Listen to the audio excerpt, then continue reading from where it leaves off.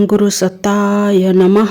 गायत्री महाविज्ञान तृतीय भाग। लेखक परम पूज्य गुरुदेव वेद मूर्ति तपोनिष्ठ पंडित श्री राम शर्मा आचार्य। आइए पढ़ते हैं, सुनते हैं और समझने का प्रयास करते हैं। गायत्री मंत्र के साथ स्वाध्याय शुरू करते हैं। ओम भूर्भुवः स्वः तत्सवितुर्वरेण्यं भर्गो देवस्य धीमहि धियो यो नः प्रचोदयात्। योग साधनाएं अनेक प्रकार की इसलिए है कि मनोभूमि, स्थिति, शक्ति, सुविधा, रुचि, देश, काल, पात्र के भेद से भिन्न भिन्न परिस्थिति के लोग उन्हें अपना सकें। युग परिवर्तन के अनुसार तत्वों की स्थिति में अंतर आता है। पूर्व काल में जलवायु में जो गुण तथा अब नहीं है, जो अब है वह आगे न रहेगा। सृष्टि धीरे धीरे बूढ़ी होती जा रही है। बालक में जितनी स्फूर्ति, कोमलता, चंचलता, उमंग और सुंदरता होती है वह बूढ़े में नहीं रहती। जवान आदमी जितना बोझ उठा सकता है उतना वृद्ध पुरुष के लिए संभव नहीं। सतयुग सृष्टि का बालकपन है, त्रेता जवानी, द्वापर अधेड़ अवस्था है तो कलियुग बुढ़ापा। पंच तत्वों की यही स्थिति होती है। जब बुढ़ापा अधिक आ जाता है तो सृष्टि मर जाती है, प्रलय हो जाती है, फिर उसका नया जन्म होता है। सतयुग के बालक पंच तत्वों में, प्राणियों में शरीर भी वैसे ही थे, खाद्य पदार्थ तथा जलवायु में भी वैसे ही विशेषता थी। मानसिक चेतना, इंद्रिय लालसा, आहार विहार, आयु एवं शरीर के ढांचे की गर्मी तथा वायु के प्रभाव से बहुत कुछ संबंध रहता है। भूगर्भ विज्ञान के अन्वेषकों ने कुछ हजार वर्ष पुराने ऐसे जीव जंतुओं के प्रमाण पाए हैं जो वर्तमान जीवों की अपेक्षा कहीं भिन्न आकृति के और कहीं अधिक बड़े थे। ऐसे मनुष्यों के अस्थि पिंजर मिले हैं जो 10 फीट लंबे थे। महागज, महामकर और महाशुकर अपने वर्तमान वंशजों की अपेक्षा 5 गुने से लेकर 37 गुने तक बड़े थे। ऐसे प्रमाण मिल चुके हैं। जिस प्रकार सूर्य में अग्नि तत्व प्रधान शरीर वाले प्राणी रहते हैं, उसी प्रकार सतयुग में आकाश तत्व की प्रधानता इसी पृथ्वी पर होने से उस समय उसी तत्व की प्रधानता वाले प्राणी इस पृथ्वी पर थे। उनके लिए आकाश में बिना पंखों के भी उड़ना सरल था। हनुमान ने बिना पंखों के छलांग मारकर समुद्र को पार किया था। त्रेता में ऐसा करना कुछ लोगों के लिए ही संभव रह गया था, इसलिए हनुमान जी को विशेष महत्व मिला। सतयुग में यह बिल्कुल साधारण बात थी। पूर्व युगों की स्थिति का कुछ परिचय यहाँ हमें इसलिए देना पड़ा है कि पाठक यह जान जाए कि योग साधनाएं सतयुग के मनुष्यों के लिए अत्यंत सरल और स्वाभाविक थी। वे अब नहीं हो सकती। जो सिद्धियां पूर्व काल में थोड़ी सी साधना से मिल जाती थी वे अब असंभव है। पार्वती ने शिव को प्राप्त करने के लिए कितने लंबे समय तक कितना कष्ट साध्य तप किया था, वैसा आज की स्थिति में किसी के लिए संभव नहीं है। संभव इसलिए नहीं है कि मनुष्य की आयु 100 वर्ष रह गई है और पृथ्वी तत्व प्रधान हो जाने से शरीर में जड़ता का अंश अधिक आ गया है। किसी समय में शरीर में पाप के होने न होने की परीक्षा अग्नि में तपाकर वैसे ही कर ली जाती थी जैसे कि आजकल सोने को तपाकर कर ली जाती है। सीता जी ने हंसते हंसते उस प्रकार की अग्नि परीक्षा दी थी और उनके शरीर को जरा भी कष्ट न हुआ था। पर आज तो परम साध्वी का शरीर भी अग्नि से जले बिना नहीं रह सकता।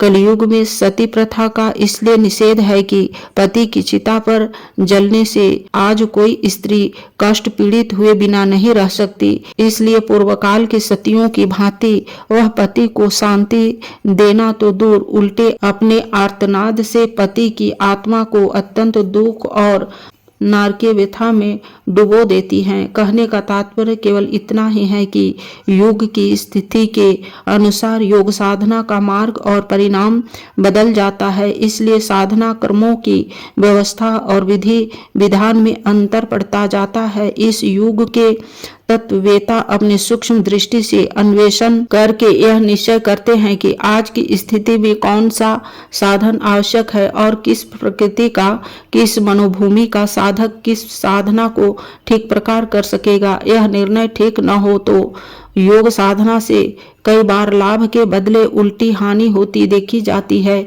ऐसी अनेक दुर्घटनाएं हमने अपनी आंखों से देखी है। प्राण को ब्रह्मांड में बढ़ाकर वापस लौटाने की क्रिया से अपरिचित होने के कारण एक साधक की आधे घंटे में मृत्यु हो गई थी।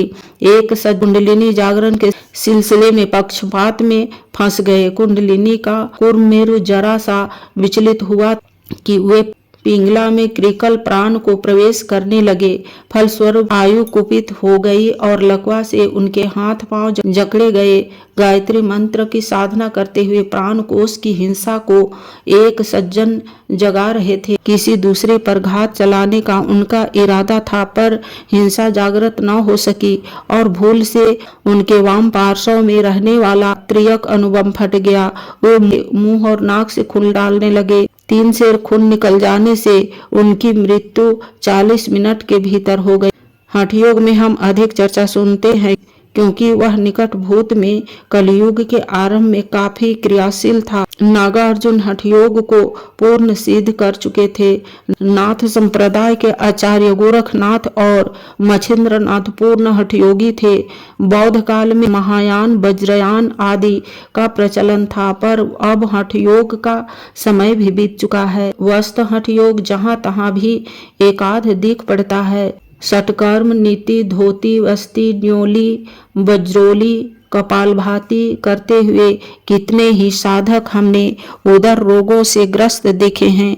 नासिका में होकर सूत की डोरी चढ़ाते हुए एक सज्जन अपने नेत्र खो बैठे। मुंह में कपड़े की पट्टी पेट में पहुंचाने की क्रिया आरंभ करते एक सज्जन संग्रहणी में ग्रस्त हुए और फिर उस रोग से उन्हें छुटकारा न मिला। वज्रोली क्रिया करने वाले अक्सर बहुमूत्र और गुर्दे की सूजन से ग्रसित हो जाते हैं। कारण यह है कि साधक की स्थिति का भली प्रकार निरीक्षण किए बिना यदि उसकी प्रकृति से विपरीत साधन बता दिया जाए तो इससे उसका अहित ही हो सकता है। कई साधक ऐसे दुस्साहसी, अहंकारी और जल्दबाज होते हैं कि बिना उपयुक्त पथ प्रदर्शक की सलाह किए अपनी मर्जी से कहीं पढ़ सुनकर मनमानी साधना करने लगते हैं। मनमाने लाभों की कल्पना कर लेते हैं, मनमानी विधि व्यवस्था रख लेते हैं। इससे उन्हें लाभ के स्थान पर हानि ही अधिक होती है।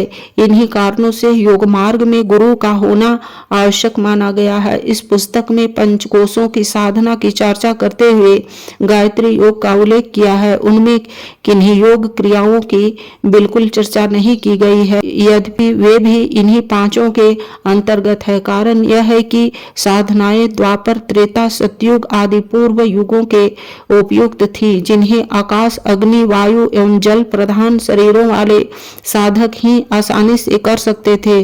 उनकी चर्चा इस सर्वसाधारण के लिए लिखी गई पुस्तक में अनावश्यक ही नहीं अनुचित भी होती, क्योंकि संभव है कोई व्यक्ति उस आधार पर साधना करने लगते तो उससे उन्हें लाभ तो कुछ नहीं होता, उल्टे समय का अपव्यय, निराशा, अश्रद्धा, अरुचि एवं कोई हानि हो जाने का भय और बना रहता। इसलिए इन्हीं साधनाओं की चर्चा की गई है जो आज की स्थिति में भी उपयुक्त हो सकती है।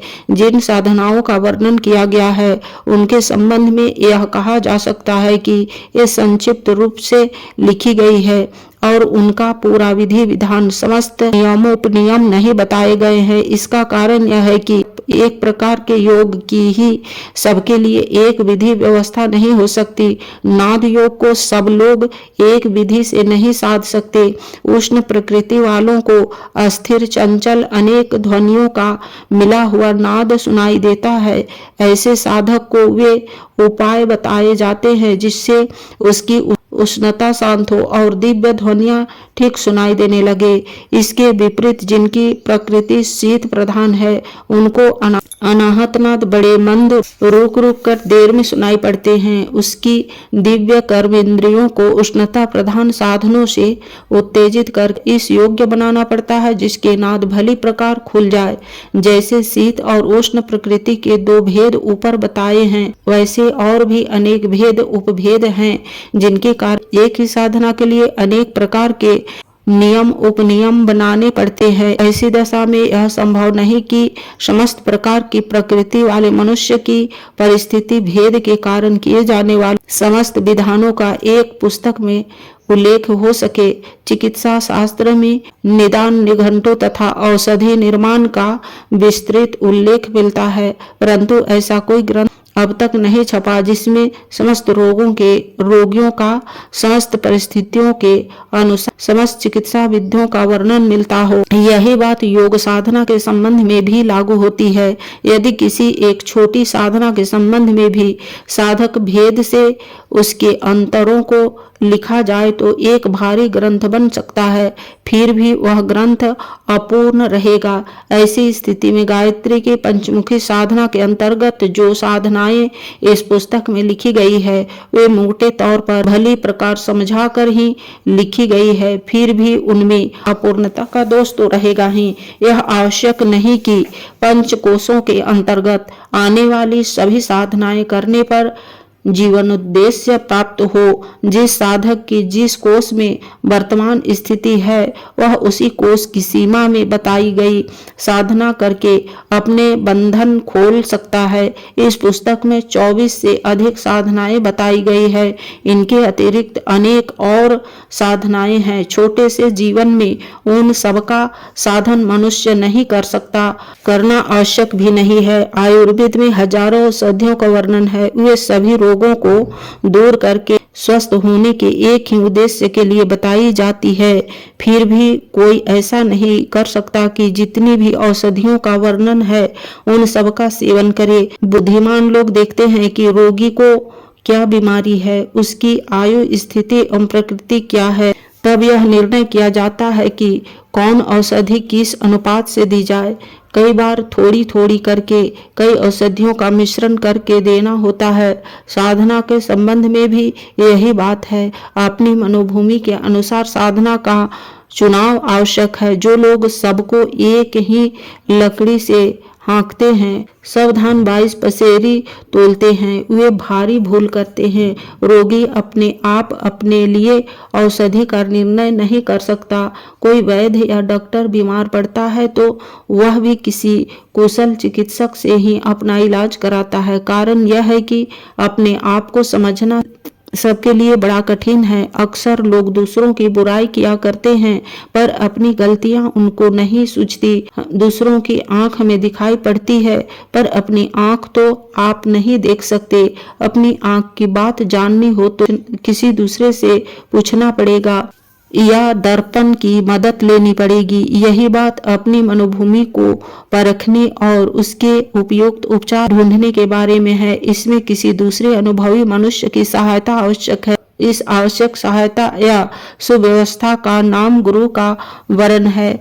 अच्छा पथ प्रदर्शक मिल जाना आधी सफलता मिल जाने के बराबर है। इन साधनाओं का अधिकार प्रत्येक व्यक्ति को है। स्त्री पुरुष बाल वृद्ध की स्थिति भेद से साधना विधियों में अंतर होता है, परंतु ऐसा कोई प्रतिबंध नहीं है कि गायत्री साधना से अमुक वर्ग को वंचित रखा जाए। माता के सभी पुत्र हैं, उसे अपने सभी बालकों पर समान ममता है। सभी को वह भरपूर दुलार करती है और सभी को अपना पैपान कराना चाहती है। कोई माता ऐसा नहीं करती कि अपने पुत्र को तो पैपान कराए और कन्या जन्मे तो उसे दुत्कार दे। ऐसा दुर्व्यवहार न मनुष्य में होता है और न पक्षियों में। फिर परम दिव्य सत्ता ऐसा पक्षपात भेदभाव करेगी, इसकी कल्पना भी नहीं की जानी चाहिए। पूर्व काल में अनेक ब्रह्मवादिनी परम योगिनी महिलाएं हुई हैं। वेदांत कार्य में सदैव पुरुषों की वामांग बनकर समान रूप से भाग लेती रही हैं। माता के सभी पुत्र बिना किसी भेदभाव के उसकी उपासना कर सकते हैं और प्रसन्नता पूर्वक उसका स्नेह एवं आशीर्वाद प्राप्त कर सकते हैं। आधुनिक परिस्थितियों में से जो साधनाएं सध सके उन्हें ही साधना उचित है। अब पूर्व काल के सतयुग आदि युगों की सी स्थिति नहीं, इसलिए वैसे योग साधना भी नहीं हो सकते और उन साधनाओं के फलस्वरूप वैसी सिद्धियां भी नहीं मिल सकती जैसी कि उन युगों में प्राप्त थी। अनिमा, लधिमा, महिमा आदि जिन सिद्धियों का योग ग्रंथों में वर्णन है पूर्व युगों की ही है। शरीरों का अत्यंत छोटा कर लेना, अत्यंत बड़ा बना लेना, अदृश्य हो जाना, शरीर बदल लेना, आकाश में उड़ना, पानी पर चलना जैसी शरीर संबंधी सिद्धियां आकाश तत्व प्रधान शरीर और युग में ही होती थी। त्रेता में बिना यंत्रों के आत्मिक शक्ति से वे सब काम होते थे जो आज वैज्ञानिक यंत्रों द्वारा होते हैं। विमान, रेडियो, विद्युत, दूरदर्शन, दूरश्रवण, अत्यंत भारी चीजों का उठाना जैसे कामों के लिए आज तो वैज्ञानिक यंत्रों की आवश्यकता होती है, पर त्रेता में यह सब कार्य मंत्र बल से, प्राण शक्ति से हो जाते थे। रावण, कुंभकर्ण, मेघनाथ, हनुमान, नल, नील आदि के चरित्र पढ़ने से पता चलता है कि वे प्रकृति की उन विज्ञानभूत सूक्ष्म शक्तियों से मनमाना काम लेते थे जितना आज बहुमूल्य यंत्रों द्वारा बहुत थोड़ा उपयोग संभव हो सकता है। महाभारत में दिव्य अस्त्र शस्त्रों का वर्णन मिलता है। शब्द भेदी बाण, अग्नि अस्त्र, वरुण अस्त्र, वायु अस्त्र, सम्मोहन अस्त्र, चक्र, सुदर्शन आदि का उपयोग इस युद्ध में हुआ था। उस काल में मनुष्यों और पशु पक्षियों में विचारों का आदान प्रदान संभव रहा। पशु पक्षी और मनुष्यों की वाणी में उच्चारण का अंतर था, पर दोनों के शरीर में अग्नि तत्व तथा जल तत्व की सूक्ष्मता पर्याप्त मात्रा रहने से एक दूसरे से अपने विचारों का भली भांति आदान प्रदान कर लेते थे। त्रेता तथा द्वापर की ऐसी अनेक कथाएं उपलब्ध है जिनमें मनुष्यों तथा पशु पक्षी के संभाषण के विस्तृत उल्लेख है। इस युग में प्रकृति का अंतराल पहले की भांति सूक्ष्म नहीं रहा है। सृष्टि का बालपन समाप्त हो गया और वृद्धावस्था आ रही है। इन दिनों जल तत्व और पृथ्वी तत्व की मिश्रित संधि चल रही है। जल तत्व घटता जा रहा है और पृथ्वी तत्व बढ़ता जा रहा है। ऊंचे उठे हुए आध्यात्मिक महापुरुषों में आज मनोबल विकसित पाया जाता है। उनमें विचार शक्ति, इच्छा शक्ति और प्रेरणा शक्ति अब भी पर्याप्त है। इस मनोबल द्वारा वे अपना तथा दूसरों का बहुत कुछ हित साधन कर सकते हैं। इस युग में बुद्ध, ईसा, मोहम्मद, गांधी, कार्ल मार्कस आदि महापुरुषों ने अपनी प्रचंड प्रेरणा शक्ति से संसार को बहुत हद तक प्रभावित किया है। मैस्मरिज्म मनोबल का ही एक खेल है। दूसरों को अपने विचार देना, उनके विचार जानना या किसी के विचार परिवर्तन करना, यह मनोबल की सिद्धियां है। और भी कितनी ही छोटी मोटी सिद्धियां इन दिनों हो सकती है जिनका इस पुस्तक में यत्र तत्र वर्णन किया गया है। कई सिद्ध पुरुष कभी कभी ऐसे भी मिल जाते हैं जिन्हें पूर्व युगों की भांति सिद्धियां प्राप्त होती है। अब उनकी संख्या नहीं के बराबर है। जल तत्व घट रहा है, इसलिए आध्यात्मिक पुरुष प्रयत्न करके मनोबल ही संपादित कर पाते हैं। धीरे धीरे यह भी कम होता जाएगा और जब पृथ्वी तत्व की जड़ता व्यापक हो जाएगी तो केवल शरीर बल ही लोगों की विशेषता रह जाएगी। आगे चलकर जो शारीरिक दृष्टि से शक्तिशाली होगा उसे ही तत्कालीन सिद्ध पुरुष माना जाएगा। कई व्यक्ति योग साधना द्वारा ऐसे चमत्कार प्राप्त करने की फिराक में रहते हैं कि लोगों को आश्चर्य में डालकर उन पर अपनी महत्ता की छाप जमा सकें। इसी उधेड़ बुन में वे इधर उधर फिरते हैं और धूर्तों के चुंगल में पड़कर अपना बहुत सा समय और धन बर्बाद करते हैं। हमने स्वयं चमत्कारी सिद्धि की खोज में अपने जीवन का बहुत बड़ा भाग लगाया है। एक दो अज्ञात रहने वाले महापुरुषों के अतिरिक्त हमें सभी चमत्कारी लोगों में धूर्तता ही मिली। अपने पाठकों को हमारी सलाह है कि वे चमत्कारी बनने की बाल क्रीड़ा में न उलझें, क्योंकि पहले तो वर्तमान युग ही ऐसी सिद्धियों के अनुकूल नहीं है, फिर कदाचित बहुत परिश्रम से कुछ मिले भी तो बहुमूल्य परिश्रम की तुलना में वह अत्यंत तुच्छ होगा। बाजीगर कैसे कैसे खेल दिखाते हैं, सर्कस वाले लोगों को हैरत में डाल देते हैं। पर इससे वे क्षणिक कौतूहल और मनोरंजन के अतिरिक्त क्या नहीं कर पाते। यह सब बच्चों की सी बातें हैं, इस ओर किसी बुद्धिमान की प्रवृत्ति नहीं हो सकती। गायत्री के पंचमुखी योग साधना का वर्णन इस पुस्तक में किया गया है। इन साधनाओं से साधक की अंतः चेतनाओं का परिष्कार होता है, मन और शरीर के विकार दूर होते हैं। इच्छा, रुचि, भावना, आकांक्षा, बुद्धि, विवेक, गुण, स्वभाव, विचारधारा, कार्य प्रणाली आदि में ऐसा ही अद्भुत सतोगुणी परिवर्तन होता है, जिसके कारण जीवन की सभी दिशाएं आनंद से परिपूर्ण हो जाती है। उसे स्वाध्याय, धन, विद्या, चतुराई एवं सहयोग की कमी नहीं रहती। इन वस्तुओं को पर्याप्त मात्रा में उपलब्ध करके वे सम्मान, कीर्ति, प्रेम एवं शांति के साथ जीवन यापन करते हैं। इसके अतिरिक्त आंतरिक जीवन के आत्म कल्याण की अमूल्य सिद्धियां प्राप्त होती है। इनकी तुलना में सारे चमत्कार, कौतूहल, आश्चर्यजनक कृत्य मिलकर तराजू के पासंग के बराबर भी महत्ता नहीं रखते। गायत्री के उपासक पंचमुखी माँ की उपासना श्रद्धापूर्वक करे तो उन्हें आशाजनक लाभ होते हैं। चमत्कारी बाबा वे भले ही न कहलावे, पर गृहस्थ रहकर भी वे अपने आप में ऐसा परिवर्तन पा सकते हैं जो अनेक चमत्कारों की तुलना में उनके लिए अधिक मंगलमय होगा। सद्बुद्धि मानव जीवन की सबसे बड़ी संपदा है। जिसके पास यह संपदा होगी उसे कभी किसी वस्तु की कमी न रहेगी। वस्तुओं का अभाव और परिस्थितियों की कठिनाई उसका कुछ नहीं बिगाड़ सकेगी। जिनके पास की सद्बुद्धि है, गायत्री सद्बुद्धि का महामंत्र है। इस मंत्र द्वारा साधक को उस दिव्य शक्ति की प्राप्ति होती है जो संसार के समस्त सौभाग्यों की जननी है। आज की वीडियो में इतना ही। लाइक, सब्सक्राइब और शेयर करें। धन्यवाद। ओम शांति।